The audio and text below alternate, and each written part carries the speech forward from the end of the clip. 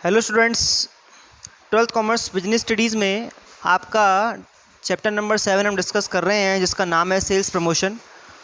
और sales promotion के अंदर आज का जो हमारा टॉपिक है वो है टेक्निक्स और methods of sales promotion,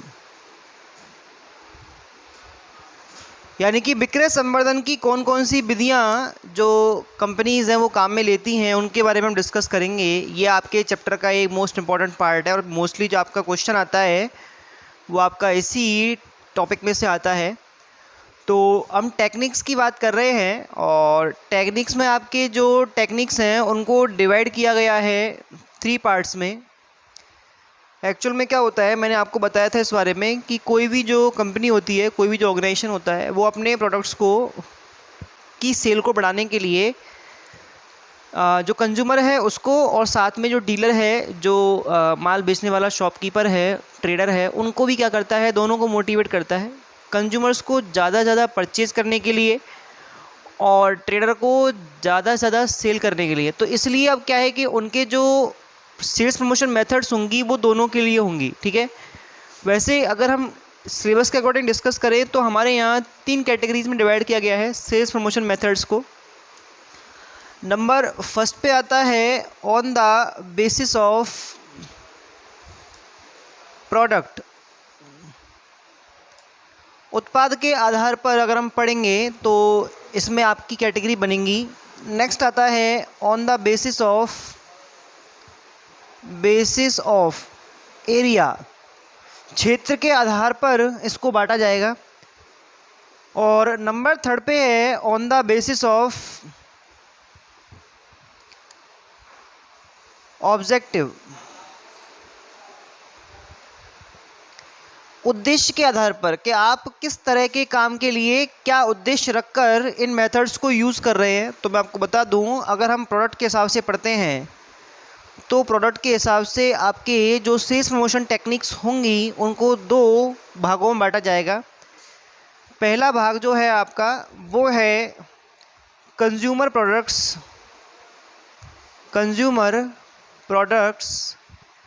sales promotion, और एक आएगा आपका ट्रेडर प्रोडक्ट्स सेल्स प्रमोशन। मैंने आपको 11th क्लास के अंदर डिस्कस किया था इस बारे में कि प्रोडक्ट्स की कैटेगरी 2 तरह की होती है। एक तो वो प्रोडक्ट होते हैं जो अल्टीमेट कंज्यूमर द्वारा कंज्यूम किए जाते हैं, और एक वो प्रोडक्ट होते हैं जिन्हें हम कॉमर्शियल इंडस्ट्रियल प्रोडक्ट कहते हैं। और उन प्रोडक्ट से आप नई प्रोडक्ट्स या सर्विसेज बनाकर अल्टीमेट कंज्यूमर्स को देते हो और कमाई करते हो। जैसे मान लो एक जो कार है वो एक डोमेस्टिक प्रोडक्ट, एक पर्सनल प्रोडक्ट में आती है, तो उसको हम कंज्यूमर प्रोडक्ट के अंदर रखेंगे। लेकिन एक बस कोई भी पर्सनल यूज़ के लिए नहीं लेता, तो इस तरह का जो प्रोडक्ट होगा उसको हम कैसा कहेंगे, ट्रेडर प्रोडक्ट या बिजनेस प्रोडक्ट के अंदर रखेंगे। तो उन दोनों चीज़ों को सेल करने पर या सेल इंक्रीज़ करने के लिए जो कंपनी की सेल प्रमोशन टेक्निक्स होंगी वो कैसी होंगी, अलग अलग ही होंगी, ठीक है। अगर हम बात करें on the basis of area, तो एरिया के बेसिस पे आपके जो प्रोडक्ट्स होंगे या सेल्स प्रमोशन मेथड्स होंगी उनमें आपके एक तो आएगी डोमेस्टिक सेल्स प्रमोशन मेथड्स।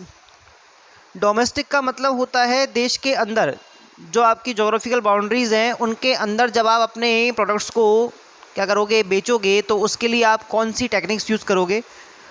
और एक करेंगे हम एक्सपोर्ट का मतलब होता है देश के बाहर माल को बेचना।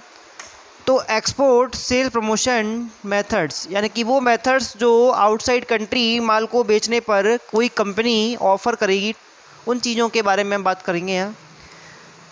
और ऑब्जेक्टिव्स की बात करें तो ऑब्जेक्टिव्स के हिसाब से उद्देश्य के आधार पर अगर हम बात करें तो देखो, मैंने आपको बताया था पहली बार में ही कि जो कंपनी होती है उसका सेल प्रमोट करने का जो तरीका होता है उसमें वो 2 लोगों के लिए क्या करती है, प्रेफरेंस रखती है।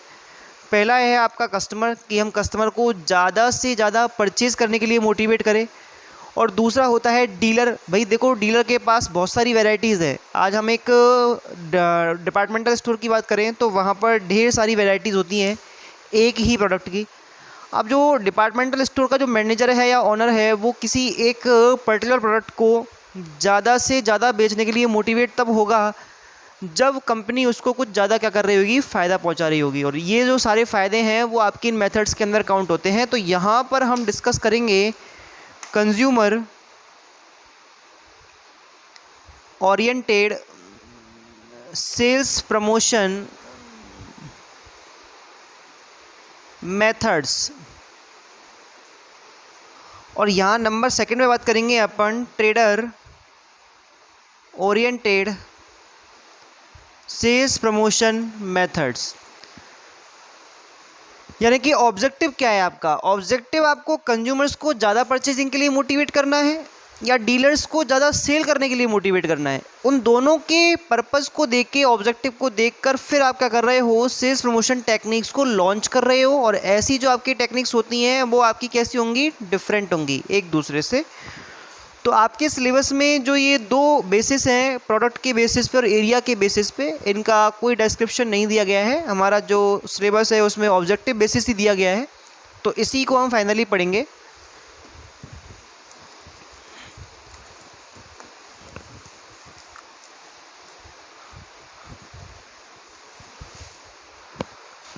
तो जो आपका टॉपिक स्टार्ट होता है वो होता है number first,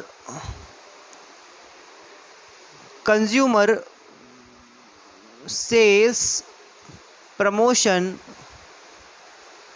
methods. Consumer sales promotion methods काफ़ी इजी हैं। इनको कोई कंपनी लॉन्च कर रही है केवल किस लिए, ताकि जो कंज्यूमर है वो ज़्यादा से ज़्यादा उसी प्रोडक्ट को परचेज़ करने के लिए मोटिवेट हो। हम उसके लिए best efforts, best schemes, best offers दे रहे हैं। अब वो कौन कौन सी चीज़ें हो सकती हैं, क्या मेथड्स हो सकती हैं, उनके बारे में हम बात करेंगे। तो पहला आपका जो मेथड है वो है आपका क्या, वो है free samples distribution. Free samples distribution का मीन होता है मुफ्त नमूनों का वितरण, कि किसी वस्तु के आप मुफ्त नमूने बांटें। देखो क्या होता है, जब भी कोई कंपनी न्यूली मार्केट में क्या कर रही है, एंटर कर रही है, सबसे पहले अभी आई ही है, तो अब उसके प्रोडक्ट के टेस्ट, उसके प्रोडक्ट की क्वालिटी के बारे में कस्टमर को कोई क्या नहीं होती, पहले इसे कोई जानकारी नहीं होती। और कस्टमर चाहता भी नहीं है कि जो प्रोडक्ट वह पहले यूज़ कर रहा है उसकी जगह पे उस नए प्रोडक्ट को अपन क्या करें, काम में लें, क्योंकि हम पहले वाले प्रोडक्ट से काफ़ी सेटिस्फाई हैं। अब ऐसी कंडीशन में अगर मान लो आप उनसे पेमेंट या उससे वैल्यू की डिमांड करोगे तो वो परचेज़ करेगा नहीं, और हमको हमारा प्रोडक्ट उससे इंट्रोड्यूस कराना ही है। तो उसके लिए हम क्या करेंगे, उस प्रोडक्ट के फ्री सैंपल्स बांटेंगे। जैसे क्या होता है, मोस्टली आपने देखा होगा जो ड्रग मैन्युफैक्चरिंग कंपनीज़ होती हैं, वो ड्रग मैन्युफैक्चरिंग कंपनीज़ अपने जो मार्केट मेडिकल रिप्रेजेंटेटिव होते हैं उनके थ्रू डॉक्टर्स के पास फ्री सैंपल्स दवाइयाँ क्या करती हैं, डिस्ट्रीब्यूट करती हैं। फिर डॉक्टर्स उनका असेसमेंट करके उस चीज़ के बारे में क्या करते हैं, बाद में कंपनी को ऑर्डर देते हैं। इसी तरह से जो आपके ऐसे प्रोडक्ट हैं जो नॉन ड्यूरेबल होते हैं, नॉन ड्यूरेबल प्रोडक्ट कौन से होते हैं, जो आपके डेली रूटीन में, डेली लाइफ में आप यूज़ करते हो और ये जल्दी ख़त्म होने वाले भी होते हैं। जैसे अपन बात करें डिटर्जेंट पाउडर के बारे में, जैसे अपन बात करें मसाले, जैसे अगरबत्ती, तो ये छोटे छोटे प्रोडक्ट्स हैं। इन कंपनीज़ को क्या करना होता है कि जब भी ये नई मार्केट में एंटर करती हैं तो अपने प्रोडक्ट का इंट्रोडक्शन देने के लिए, उसे कस्टमर तक पहुंचाने के लिए उसको क्या करना पड़ता है, फ्री सैंपल्स में बांटना होता है। और फ्री सैंपल्स से जो कस्टमर है वो उस चीज़ को ढंग से एग्जामिन कर सकता है। वो ये देख सकता है कि जो पहली बेरी वाली क्वालिटी थी और जो ये क्वालिटी है, इन दोनों में क्या आपके क्या है डिफरेंस है। अगर वो बेस्ट लगती है तो वो उसकी तरफ क्या होता है, परचेज़ करने के लिए मोटिवेट हो जाता है। ठीक है, यहाँ पर सबसे बेस्ट तरीका है, ध्यान रखना है आपको, जो आपका प्रोडक्ट है उसको आपको नॉन ड्यूरेबल होना चाहिए। जैसे अपन देखते हैं, आज मान लो कोई कार निर्माता कंपनी है, एक कंपनी है जो कार मैन्युफैक्चर करती है। अब वो उसका जो प्रोडक्ट है वो काफ़ी बड़ा है, महंगा है, तो अब वो फ्री सैंपल थोड़ी बांटेगी कि एक एक कार सबको फ्री सैंपल दे दी कि भाई इसको टेस्ट ड्राइव करो इसकी आप, और 2 4 5 10 साल 50 साल और फिर आपके मेरी कार खरीदना। तो ऐसा थोड़ी होगा, क्योंकि वो कार तो आपने दे दी, अब वो खरीदेगा क्यों। तो इसीलिए अब क्या होता है, वही चीज़ यहाँ पे है कि अपन को यहाँ पे जो नॉन ड्यूरेबल प्रोडक्ट्स हैं, नॉन ड्यूरेबल प्रोडक्ट्स का मतलब होता है गैर टिकाऊ वस्तुएं, ऐसी वस्तुएं जो 1 2 बार यूज़ करने पे ख़त्म हो जाती हैं, उन वस्तुओं के फ्री सैंपल्स ही क्या होते हैं, बांटे जाते हैं। अब जो फ्री सैंपल्स आप डिस्ट्रीब्यूशन करने वाले हो उसको अपन को कुछ बातों का ध्यान रखना पड़ेगा। वो बातें कौन सी हैं? नंबर फर्स्ट पे तो है, पहली बात ये है कि जो आपका फ्री सैंपल है वो पूरे के पूरे प्रोजेक्ट को, जो फ्री सैंपल है वो पूरे के पूरे प्रोडक्ट को रिप्रेजेंट करने वाला हो। भाई ऐसा ना हो कि आपका मेन जो प्रोडक्ट है वो कुछ और है और आपने जो फ्री सैंपल बांटे हैं उनकी क्वालिटी अलग है। कुल मिला के बात ये है कि भाई देखो, आपका जो मेन प्रोडक्ट आप मार्केट में लॉन्च कर रहे हो, जो कस्टमर को आप डील करना चाहते हो, कस्टमर को बेचना चाहते हो, उसी चीज़ का, उसी क्वालिटी का आपको क्या करना है, प्रोडक्ट फ्री सैंपल में डिस्ट्रीब्यूट करना है। ऐसा नहीं कि आप फ्री सैंपल्स के चक्कर में कि भाई ये तो फ्री ऑफ कॉस्ट जाएंगे और कंपनी के ऊपर कोई खर्चा ही खर्चा है, इसमें कोई रिफंड तो मिलने वाला है नहीं, कोई कस्टमर उसकी कोई वैल्यू तो देगा नहीं, तो इसलिए अपन इसमें क्वालिटी थोड़ी कम कर दें। ऐसा नहीं करना है। ऐसा करने से जो आपका जो मेन प्रोडक्ट है उसको वो उसी सैंपल रिप्रेजेंट नहीं कर पाएगा। हमें अपना जो फ्री सैंपल है वो इस तरह से मेंटेन करना है, इस तरह से आपको डिटरमाइन करना है जिससे कि क्या होगा, आपका जो मेन प्रोडक्ट है उसको वो फ्री सैंपल सही ढंग से रिप्रेजेंट करे और जो कस्टमर है वो उस फ्री सैंपल को यूज़ करके ही मेन प्रोडक्ट के बारे में अपनी एक इमेज माइंड के अंदर बना ले। क्लियर? नंबर सेकंड है, sample should be attractive and accessible. Attractive and accessible, attractive का मतलब होता है आकर्षक। यस भाई देखो, जैसा आपको पता है फर्स्ट इंप्रेशन आपका अच्छा होना चाहिए। तो जब आप फर्स्टली अपने प्रोडक्ट को इंट्रोड्यूस करवा रहे हो तो उसकी पैकिंग, उसकी क्वालिटी, वो सारी चीज़ें इतनी अट्रैक्टिव होनी चाहिए कि जो कस्टमर है वो तुरंत ही उसको सैंपल को देखकर ही मोटिवेट हो जाए परचेज करने के लिए। दूसरा, असेसिबल होना चाहिए, जांच करने योग्य होना चाहिए। भाई आप सैंपल दे रहे हो तो सैंपल में कम से कम उतनी क्वांटिटी तो रखो जितना एक चेक के लिए, असेसमेंट करने के लिए, चेक करने के लिए एक कस्टमर को रिक्वायर्ड है। जैसे मान लो एक कंपनी है, वो नया एक साल्ट लेके आती है और नया साल्ट जो है उसके आपने पाउच बनाए, तो पाउच में कम से कम 10-20 ग्राम वजन तो हो। ऐसा थोड़ी आपने एक चुटकी साल्ट उसके अंदर डाल दिया और वो फिर असेसमेंट कैसे होगा। तो ऐसी कंडीशन में आपको उसकी जो थोड़ी क्वालिटी है या जो उसकी क्वांटिटी है वो उस तरह की रखनी है कि वो असेसमेंट किया जा सके, जांच किया जा सके, कस्टमर के पास कम से कम सैंपल में इतनी क्वांटिटी हो कि वो उसकी जांच कर सके। क्लियर?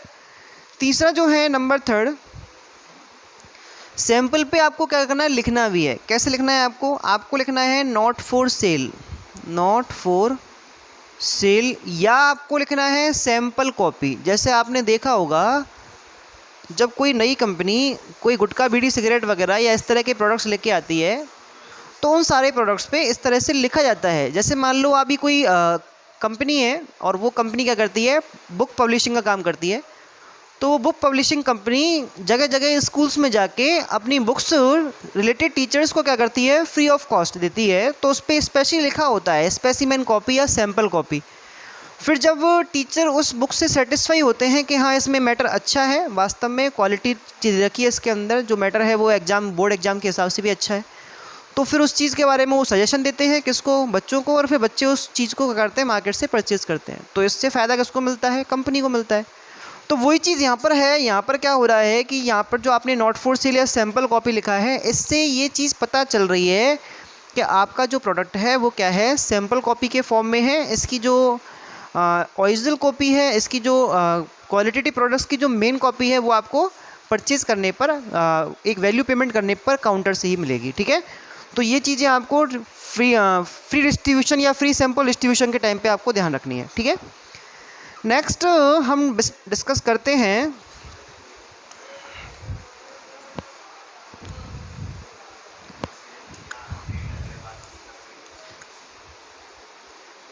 नेक्स्ट पे आता है आपका कंपटीशन या कॉन्टेस्ट। देखो क्या होता है, कुछ कंपनीज अपने प्रोडक्ट्स के साथ कुछ कॉन्टेस्ट भी ऑर्गेनाइज करती हैं और उन कॉन्टेस्ट में जो पार्टिसिपेशन लेगा और जो विनर बनेगा उसको तरह तरह के प्राइजेज़, कुछ कैश प्राइजेज़, कुछ अवार्ड, या फिर आप कोई टूर पैकेज दे रहे हैं या होटल में स्टे दे रहे हैं, इस तरह के आप क्या करते हैं, उनको इनाम देते हैं। तो ये जो कॉन्टेस्ट होते हैं ये लोगों को प्रोडक्ट को परचेज़ करने में क्या करते हैं, मोटिवेट करते हैं। जैसे आपने देखा होगा कई बार आता है, जैसे कि साहब किसी प्रोडक्ट की पैकिंग जो है उस पर एक कोड लिखा हुआ, उस कोड को आप SMS करो और किसी बड़ी सेलिब्रिटी से क्या कर रहे हैं, अपन मिलने का मौका मिल रहा है हमें, ठीक है। या फिर एक कूपन आ गया, उसको आपको स्क्रैच करना है और उसमें जो इनाम है वो आपको मिलेगा। तो ये सारी की सारी चीज़ें जो आपकी हैं वो किस में आती हैं, कॉन्टेस्ट के अंदर आती है। या फिर कोई कंपनी क्या कर रही है, आपसे कोई पजल सॉल्व करवा रही है, या कोई कंपनी आपसे कोई रिडल सॉल्व करवा रही है। रिडल का मतलब पहेली होता है।